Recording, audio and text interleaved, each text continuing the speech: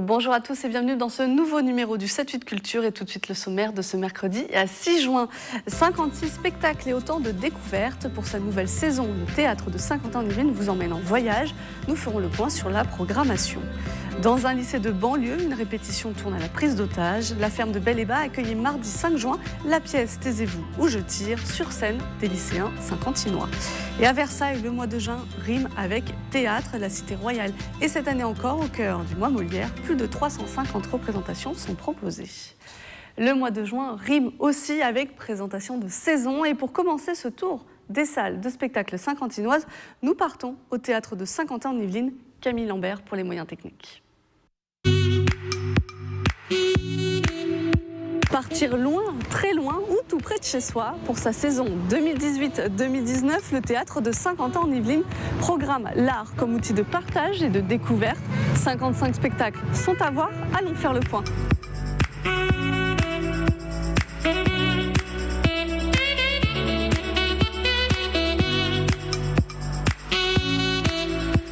Marie Didier, bonjour. Bonjour. Vous êtes la directrice adjointe du théâtre de Saint-Quentin-en-Yvelines.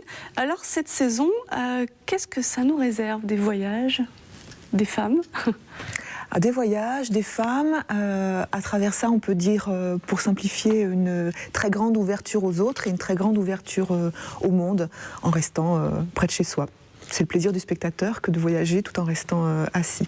Comment est-ce qu'elle est pensée cette saison? Il y a un thème, un fil rouge? Il n'y a pas de fil rouge, mais il y a le souci de créer des équilibres entre ce qui vient de loin et ce qui vient d'ici, des équilibres entre ce qui relève de la culture classique. Beaucoup de gens font leur premier pas de spectateur en venant découvrir des grands auteurs classiques ou des grands textes classiques du répertoire de théâtre. D'autres sont plus curieux, souhaitent découvrir des voix venues du monde ou des formes théâtrales qui requièrent de nouvelles technologies ou qui inventent des dramaturgies un petit peu différentes de celles qu'on a l'habitude de voir. Donc nous, on travaille avec le désir et l'envie de donner à voir des palettes les plus larges possibles. Il y a effectivement pas mal de femmes dans cette saison 2018-2019, soit en tant que créatrices, parce qu'il y a quand même beaucoup de femmes dans le monde artistique qui sont des créatrices de talent. On a Teresa de Kersmaker, grande chorégraphe européenne, Marlène Montero-Freitas, jeune chorégraphe capverdienne. On a aussi beaucoup de voix de femmes qui traversent toute la saison. Il y a du jazz, il y a de la musique africaine. Oui. Vous faites voyager. Il y a aussi un spectacle particulièrement qui est les 10 et 11 octobre, c'est l'ailleurs de l'autre, où là carrément on voyage très très loin. On voyage très loin, oui. Alors on voyage à travers les techniques vocales, puisque les 4 chanteuses de ce spectacle appartiennent à l'ensemble vocal Les Cris de Paris, dirigé par Geoffroy Jourdain. Et Geoffroy Jourdain, il y a quelques années, a mis la main sur des échantillons sonores venus du monde entier, notamment des chants de femmes, des berceuses, des appels au recueillement, des appels à la chasse. Un peu chamanique aussi. Oui, il y a quelque chose d'un peu magique et d'assez spirituel dans tous ces chants qu'il a recueillis. Il en a fait un spectacle avec l'aide d'Aliénor Daucher, qui est une jeune femme metteur en scène très prometteuse et très intéressante. Et là, on est vraiment dans des voix lyriques qui essayent de s'emparer d'un répertoire qui n'est pas du tout le leur, avec pas de partition, des techniques vocales qui sont radicalement différentes. Donc il faut se réinventer.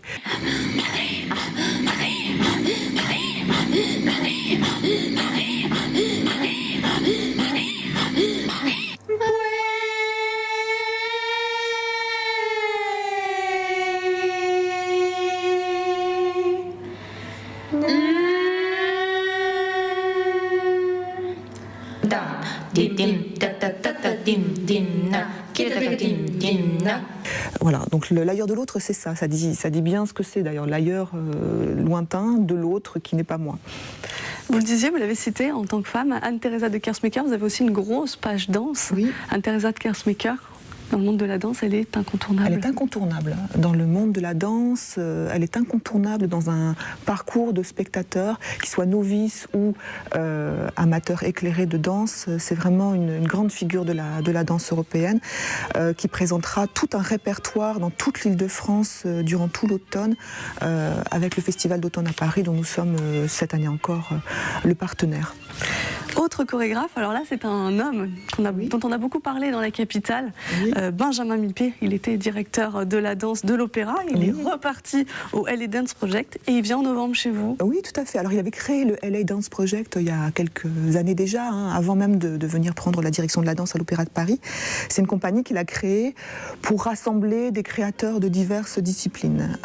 Et il s'attache à y présenter évidemment ses propres chorégraphies, mais aussi quelque chose qui relève du répertoire de la danse. Il y aura notamment pendant cette soirée, qui sera vraiment une soirée exceptionnelle, une redécouverte de pièces de Martha Graham, qui est une chorégraphe postmoderne américaine, qui a assez peu montré sur les scènes françaises et qui s'attache, lui, à mettre en valeur au milieu d'un répertoire très complet.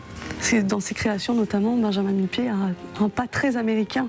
Il a tout fait, il s'est formé là-bas. Il s'est formé là-bas. Un peu plus loin que de l'école française. Tout à fait. Il a dansé aussi sous la direction de chorégraphes américain. Il est vraiment empreint de cette double culture.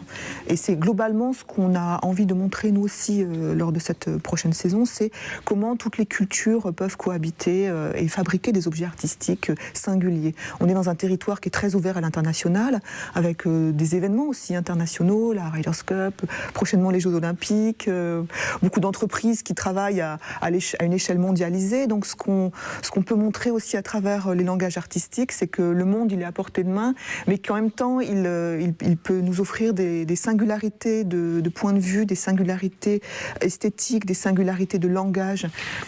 Il y a un spectacle aussi à noter, peut-être du 14 au 16 décembre. Il n'est pas encore minuit. Oui. La particularité, c'est 22 acrobates sur votre scène. C'est aussi une scène qui permet de recevoir des grandes prestations. C'est une scène qui permet de recevoir de grandes prestations pour un large public. Et là, on est typiquement dans un spectacle qui est vraiment écrit pour de grandes audiences. Effectivement, une vingtaine d'artistes sur scène, dans un geste acrobatique très impressionnant, des tours humaines très spectaculaires.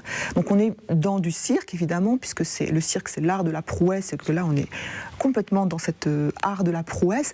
On est aussi dans une adresse très très large pour un public très familial à l'approche des fêtes de Noël.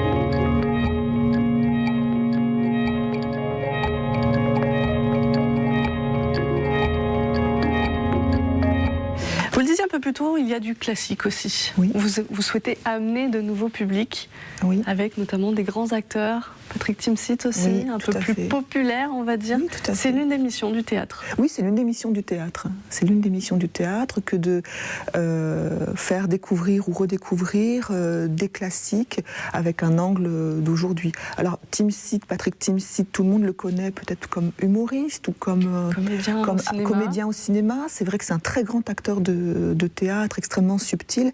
Le livre de ma mère d'Albert Cohen raconte l'amour d'un fils pour sa mère. Et Timsit avait envie depuis 30 ans quand même de monter cette œuvre littéraire. Il a rencontré Dominique Pitoiset, que les spectateurs de Saint-Quentin en Yvelines connaissent bien, qui est venu à plusieurs reprises, notamment avec Cyrano de Bergerac, qui a fait un tabac dans le monde entier. Donc là, ils se sont trouvés pour mettre en scène cette œuvre littéraire. Donc c'est une façon à la fois d'être avec un grand acteur populaire, de découvrir un texte que beaucoup connaissent, mais que peut-être peu de gens ont lu véritablement, sous la houlette d'un metteur en scène qui est rompu finalement à cet exercice de créer pour des grandes salles et de larges audiences. Et au théâtre, maintenant, il y a un rendez-vous annuel, les Rencontres in Cité. Oui. C'est la 3e édition cette année. Oui. Ça va donner de l'appétit, j'ai l'impression. Exactement. C'est chaque saison une thématique différente. Le temps, puis Humain demain, en interrogation. Et en 2019, donc en mars 2019, pendant toute une semaine, la question de l'alimentation. Pourquoi est-ce qu'on mange? Qu'est-ce qu'on mange? Et aussi, pourquoi est-ce qu'on se met à table? Pourquoi chez nous c'est un moment familial? Exactement. Et pourquoi on se met à table et qu'on ne mange pas assis comme dans certaines cultures? D'où nous viennent certaines habitudes alimentaires? Qu'est-ce qu'on trouve dans nos aliments? Voilà, une approche anthropologique, sociologique, culinaire, ludique, gustative aussi, hein, puisqu'on va avoir certains spectacles au cours desquels on pourra sentir, boire, manger, et vraiment mettre en éveil tous les sens que nous avons. Merci Marie Didier. Et pour découvrir toute la prochaine saison du théâtre, direction le site internet qui s'affiche en bas de l'écran. La saison 2017-2018 continue au théâtre de Saint-Quentin en Yvelines les 8 et 9 juin prochains. Ce sont les aventures du baron de Munchausen qui vous attendent, des aventures revisitées en opéra bouffe. Ils sont passés de l'atelier à la scène. 27 lycéens guyancourtois et inimontains ont joué à la ferme de Bel-et-Bas de Guyancourt. Ils ont présenté Taisez-vous ou je tire, une pièce de Métis Navajo inspirée de la journée de la jupe. Un travail d'une année présenté mardi 5 juin. Regardez.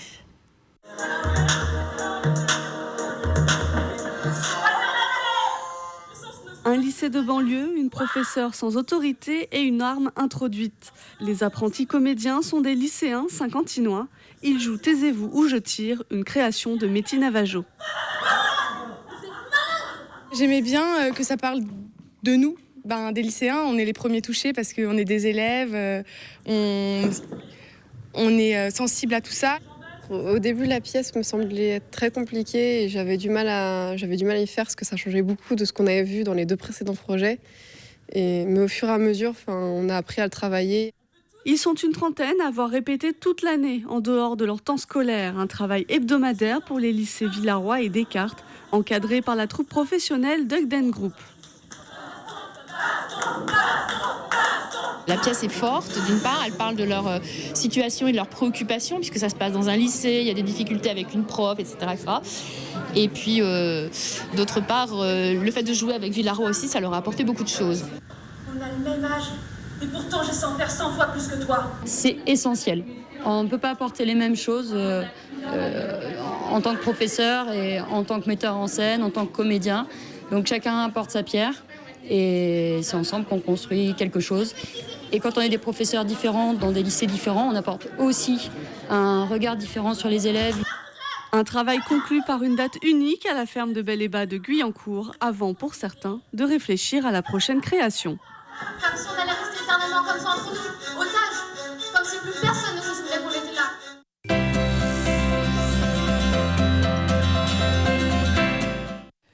Au mois de juin, la ville de Versailles devient un théâtre à ciel ouvert. Du 1er au 30 juin, c'est la 23e édition du Mois Molière. 70 lieux, plus de 350 représentations, des créations. François de Mazières, vous êtes le maire de la commune et le créateur de ce rendez-vous culturel. Qu'est-ce que vous nous avez concocté cette année? Beaucoup de choses, c'est impossible à résumer. Vous savez, il y a 350 représentations, il y a 63 lieux de spectacle. Donc il faut se plonger dans le programme et trouver son bonheur. Mais disons, si vous voulez, le principe du Mois Molière a toujours été le même depuis 23 ans, parce que c'est la 23e édition cette année. C'est du théâtre qui s'adresse à tout le monde, notamment aux familles, mais c'est aussi de la musique, un peu de cirque et un peu de danse. Comme chaque année, du côté du théâtre, il y a des reprises, mais aussi des créations. 12 cette année. Vous aimez la privilégier, cette création? Ah oui, pour nous, c'est très important, si vous voulez, d'avoir un festival qui met en avant notamment les jeunes troupes. Les troupes qui, à nos yeux, à mes yeux, puisque c'est moi qui en assure la programmation, ont un vrai potentiel. Et c'est peut-être l'originalité de ce festival parmi d'autres, c'est que vous avez vraiment ici une sorte de terreau vivant de ce qu'est la jeune création française en matière de théâtre. Évidemment, ce n'est pas Avignon. Avignon, c'est un festival gigantesque, extraordinaire, c'est le plus gros du monde. Mais on est là avant le festival Avignon pour permettre justement à des troupes de prendre leur envol. Ce sont tous des troupes d'excellent niveau parce qu'on je les sélectionne avec beaucoup de soin.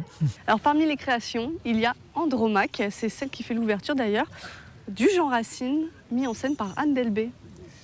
Alors ça, c'est un spectacle, c'est une création non pas bien sûr de la pièce, puisque là, il faut remonter à 1600, je crois, 1667, quand Jean Racine crée avec la troupe du Théâtre de Bourgogne cette pièce qui est une des très grandes pièces de Racine. Mais c'est une création de mise en scène par une grande dame du théâtre qui s'appelle Anne Delbé. Anne Delbé, dans le théâtre français, très connue pour justement être la tragédienne. La tragédie. Sa passion, c'est la tragédie.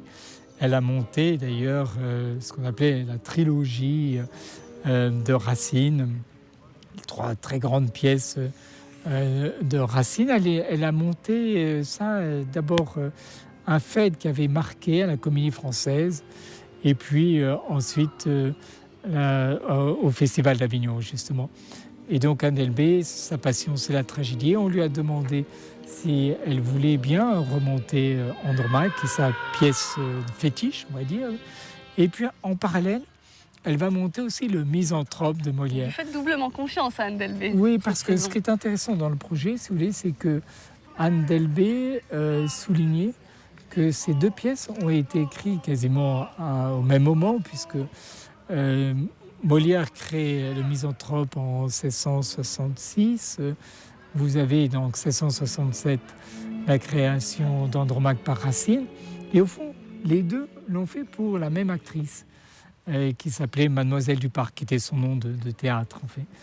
Alors, le principe du mois Molière, c'est aussi la ville de Versailles, qui est un théâtre à ciel ouvert, des lieux emblématiques, la Grande Écurie, l'espace Richaud où nous sommes, le marché Notre-Dame. Vous voulez faire vivre la ville et le théâtre pendant un mois. Ah oui, la caractéristique du mois Molière, c'est que vraiment il va dans tous les quartiers. Vous savez, moi j'ai un petit peu une obsession dans la programmation, c'est d'essayer de dire qu'on peut offrir des spectacles de qualité à tout le monde.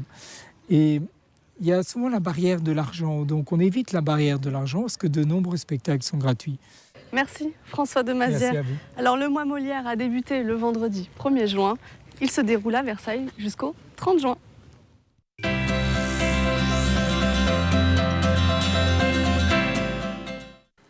Pour le coup de cœur cinéma de la semaine, nous partons aux yeux d'Elsa, à Saint-Cyr-l'École. On écoute Bertrand Pigné. Eh bien, le coup de cœur du cinéma Les Yeux d'Elsa cette semaine, c'est la continuation du festival Les Yeux pleins d'étoiles, notre 7e édition sur le thème de la science-fiction. Et particulièrement vendredi soir, vendredi 8 juin, à partir de 20h15, nous diffuserons 3 films d'animation japonaise. Traditionnellement, tous les ans, on organise une soirée Japanimation. Et cette année, c'est donc le 8 juin, avec Mutafukaz, un film réalisé par un japonais et un français, le français s'appelant Guillaume Renard. Le deuxième film, c'est Perfect Blue, un film absolument gigantesque, un thriller psychologique formidable, réalisé par Satoshi Kon. Et Akira, un film majeur dans l'histoire du cinéma d'animation japonais, réalisé par Katsuhiro Otomo.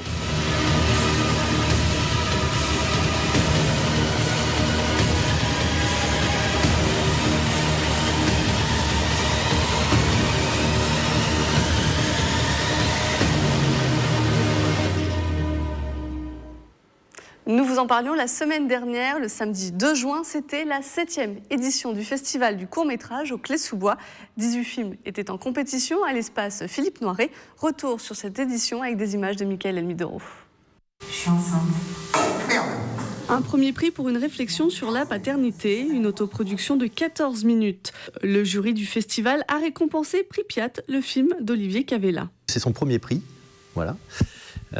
J'enchaîne quelques festivals et là c'est son premier prix, donc très content. J'ai eu un fils qui s'appelle Louis, qui a 6 ans aujourd'hui, aujourd'hui il y a quelques mois.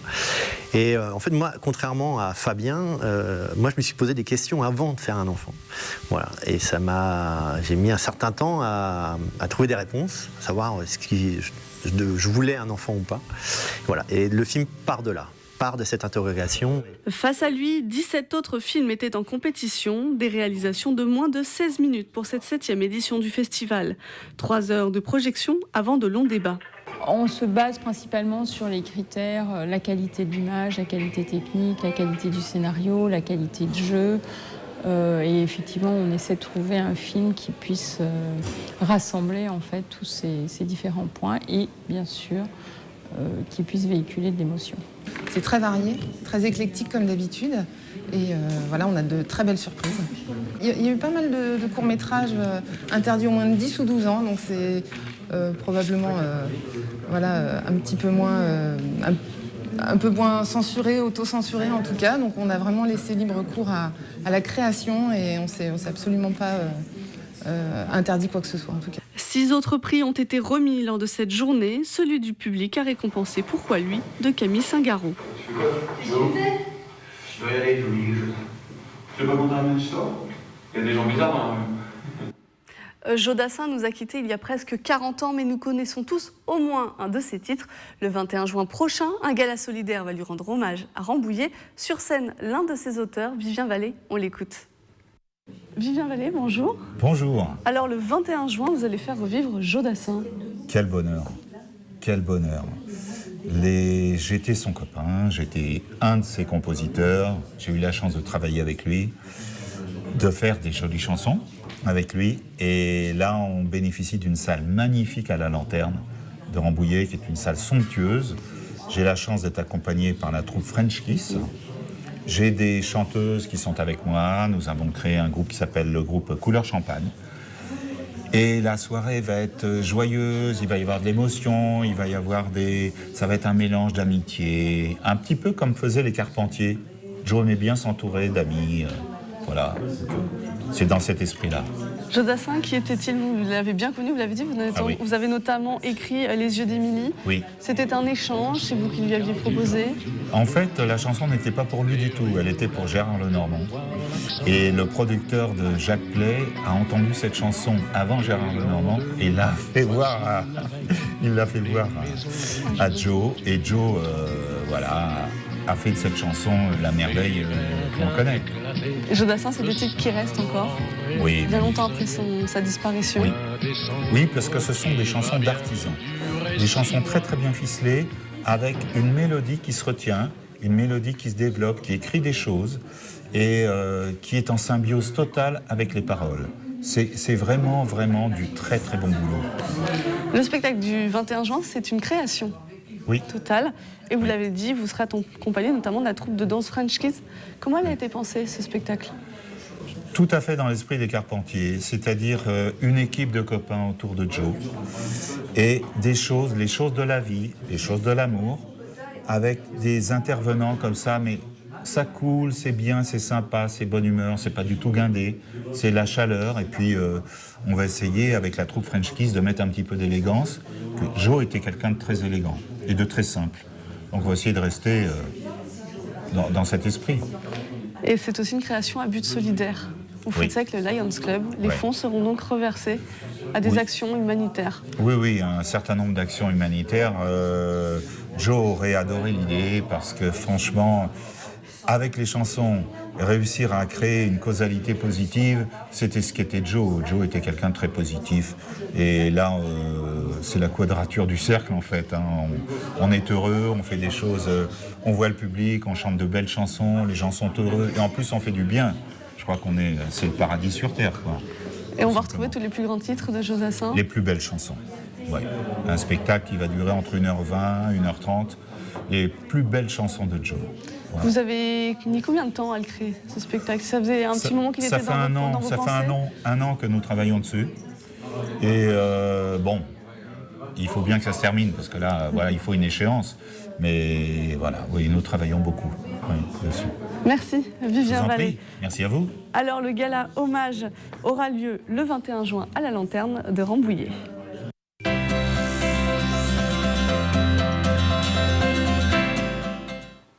Qui sera le champion d'improvisation 2018? La finale du SICMIT, c'est le 12 juin prochain. Cette année, ça se joue entre les collèges Yuri Gagarin, la Mare au Sol, la Giu et les Prés. Début des matchs à 20h30. À la mort de son père, Lulu la Misère reçoit pour seul héritage un chat, mais un chat beauté. Au Théâtre Montancier, vous pouvez redécouvrir le conte de Charles Perrault. L'adaptation est signée la comédie Nomadesque, un extrait de la bande-annonce.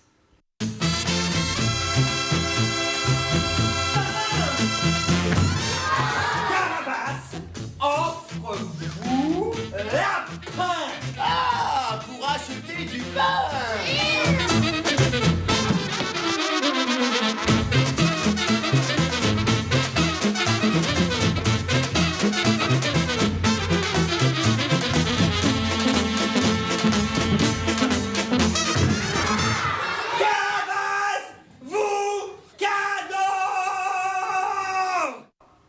C'est la fin de ce 7-8 Culture. Merci de nous avoir suivis. On se retrouve mercredi prochain.